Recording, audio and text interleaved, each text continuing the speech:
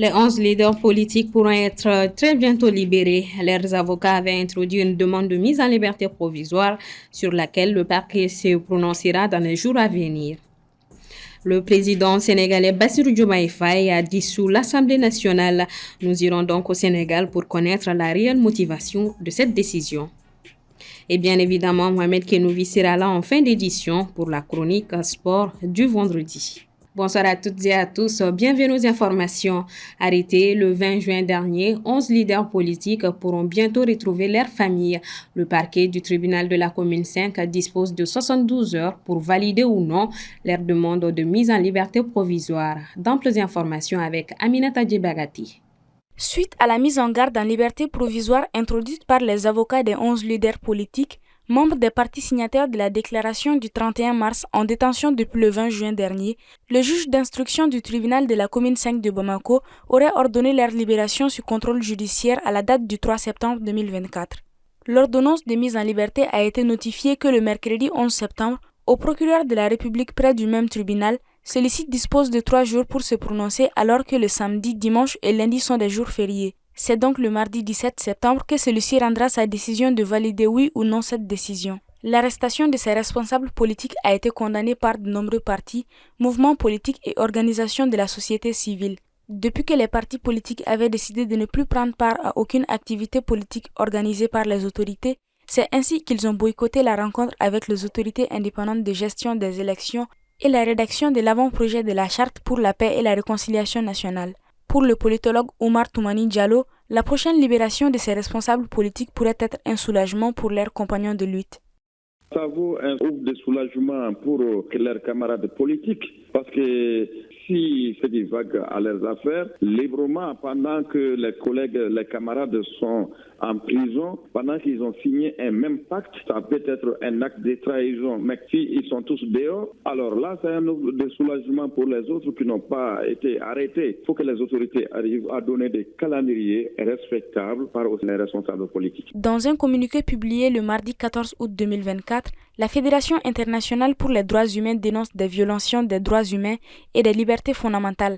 L'organisation met l'accent, entre autres, sur la répression des opposants politiques, le harcèlement et la répression des défenseurs des droits humains. Ça fait près de 3 mois que les 11 acteurs politiques sont en prison pour opposition à l'exercice de l'autorité de l'État.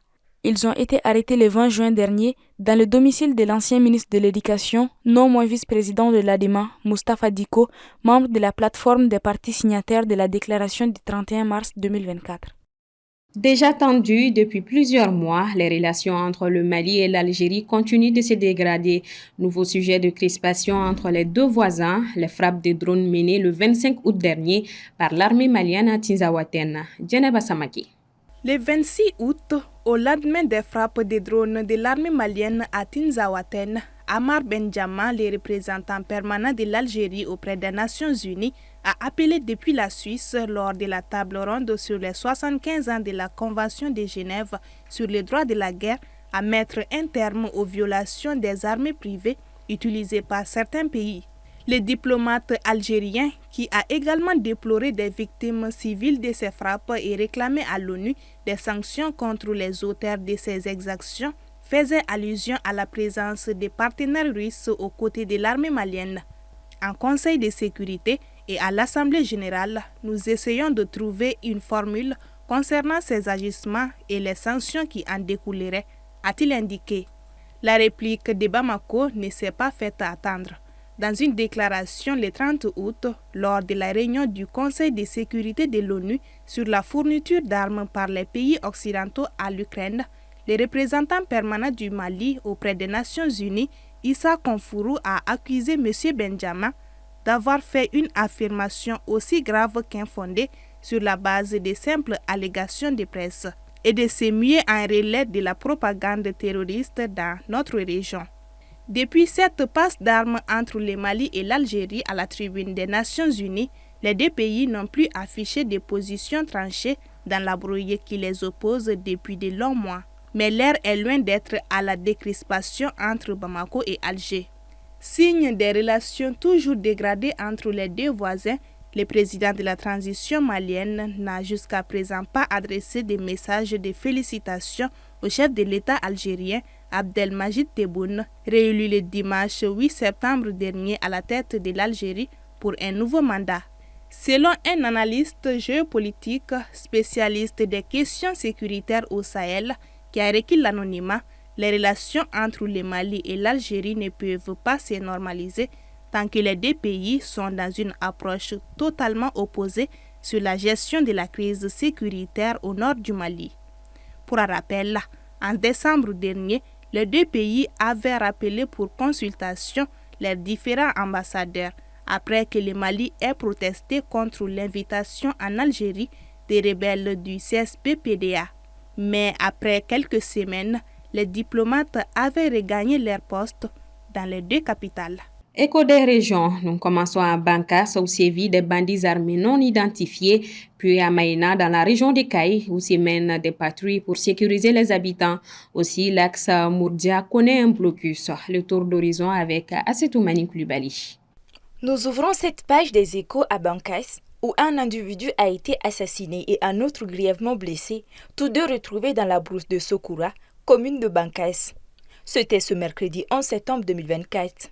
Selon des informations, les crimes auraient été commis par des hommes armés non identifiés. Ils auraient attaqué les deux hommes alors qu'ils revenaient de Goussagou.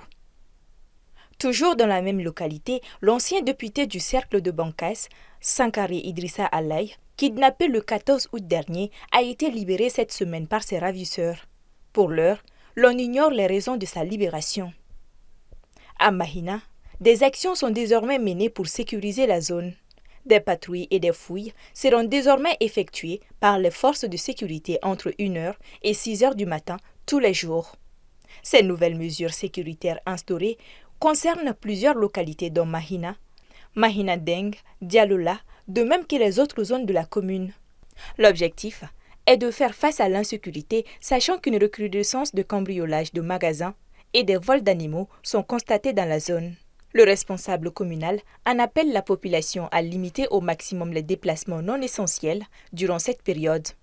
Selon des informations, les populations de l'axe Kuala-Mourdia-Nara connaissent un blocus.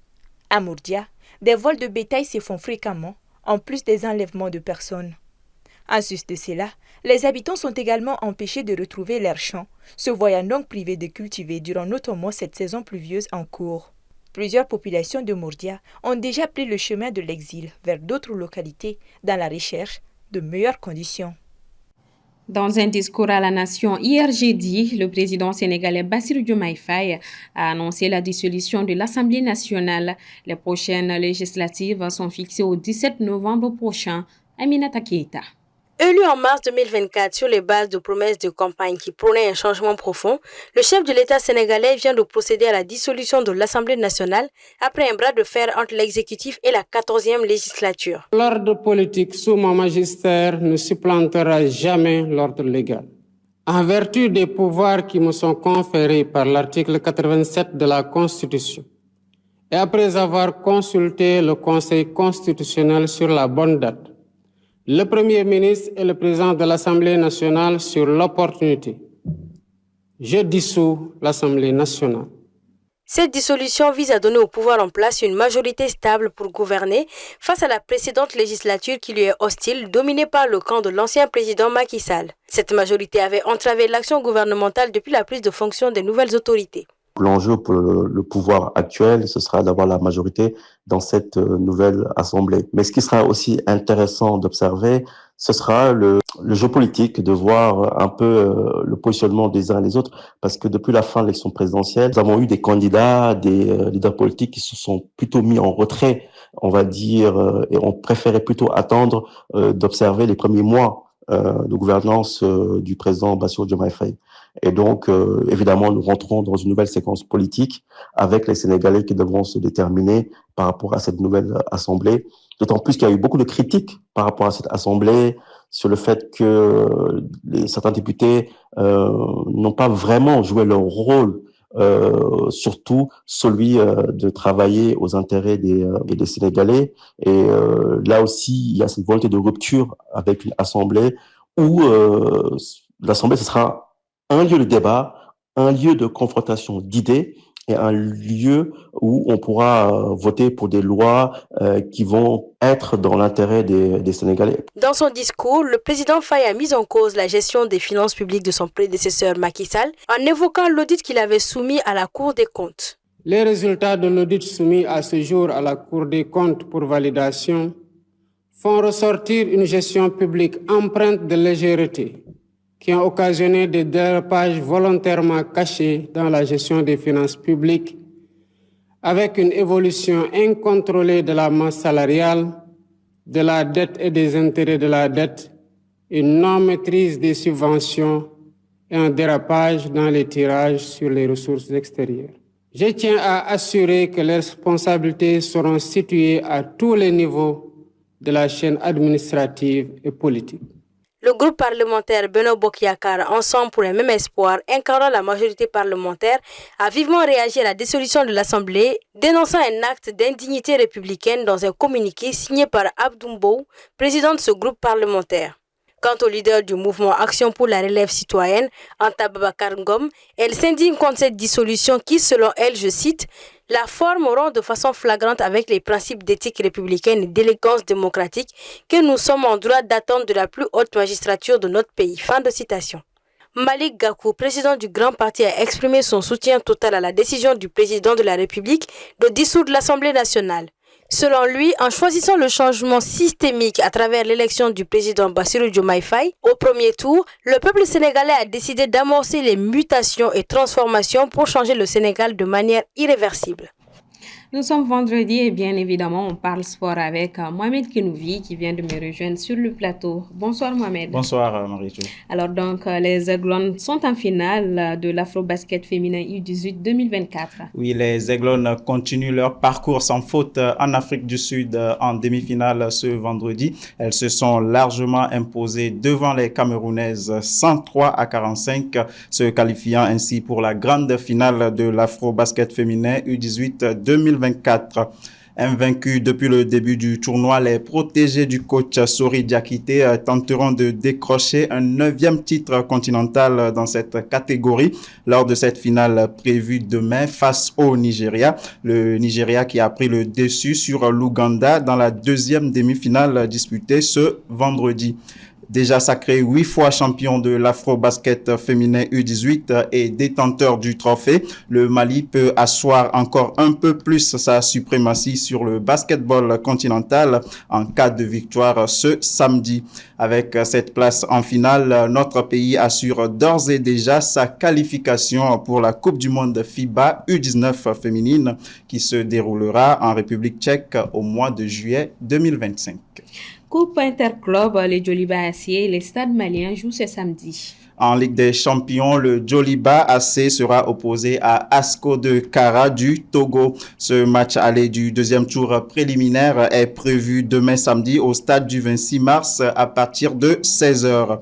Après avoir bénéficié du forfait des Centrafricains de Red Star au match retour du tour précédent, les Rouges de Bamako visent un bon résultat à domicile face à une solide équipe togolaise difficile à manœuvrer avant de faire le déplacement à Lomé pour la manche retour prévue dans une semaine. Le stade malien de son côté en Coupe CAF se déplace du côté de Monrovia pour affronter Pénesville FC du Libéria. Exemptés du tour préliminaire, les Blancs de Bamako entrent dans la compétition avec ce déplacement en terre libérienne avec pour objectif de sécuriser la qualification pour la phase de groupe bien avant le match retour à Bamako. Coup d'envoi également de cette rencontre prévue à 16h GMT. Tournoi IFOA U20 2024, les Aiglons en quête de qualification pour la prochaine CAN. Oui, le tournoi qui regroupe 8 pays de l'Union des fédérations ouest-africaines zone A et qui est aussi qualificatif pour la prochaine CAN de la catégorie se déroule du 15 au 30 septembre prochain au Libéria. Le Mali est logé dans le groupe B aux côtés du Sénégal, de la Mauritanie et de la Gambie. Les Aiglons entrent en lice mardi 16 septembre prochain face au Sénégal avant d'enchaîner contre la Mauritanie le 19 septembre et de finir la phase de poule le 22 septembre face à la Gambie. Initialement prévu pour ce vendredi, le départ des Aiglons pour le Libéria a finalement été décalé à demain samedi. L'équipe nationale U20 peaufine donc sa préparation depuis quelques jours depuis le centre sportif d'élite de Cap-Bala.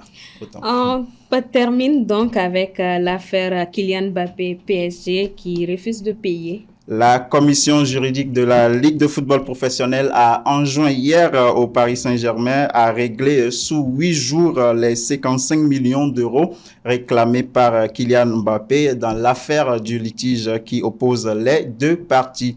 Mais le club parisien a immédiatement réagi dans la foulée en indiquant qu'il ne versera pas cette somme à son ancien joueur.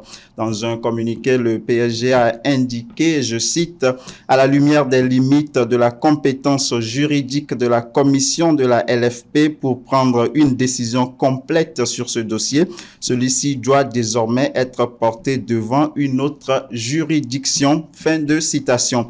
Les 55 millions d'euros, pour rappel, que réclame Kylian Mbappé correspondent à 36 millions d'euros de primes impayées ainsi que 18 millions d'euros correspondant au salaire d'avril, mai et juin 2024 du nouveau joueur du Real Madrid. Merci beaucoup, Mohamed Kenoubi. Je vous en prie, Mariette. Bon week-end à vous. À vous pareillement. Et c'est ce qui referme ce 1945. Merci à vous de l'avoir suivi. Excellent week-end à toutes et à tous.